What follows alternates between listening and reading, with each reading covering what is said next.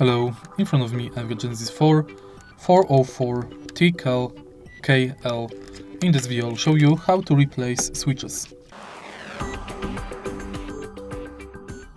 As you can see in the original box, we've got 2 additional switches with 5 pins. In order to replace them, prepare this switch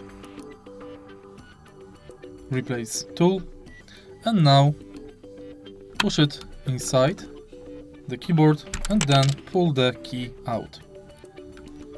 Let's pull additional switches out so it will be easier to replace the switch we want.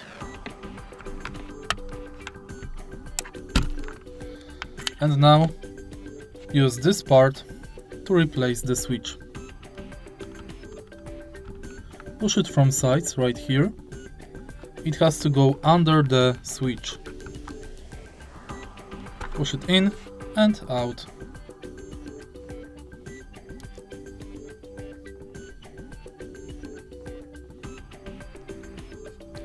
Now we have to insert switch replacement.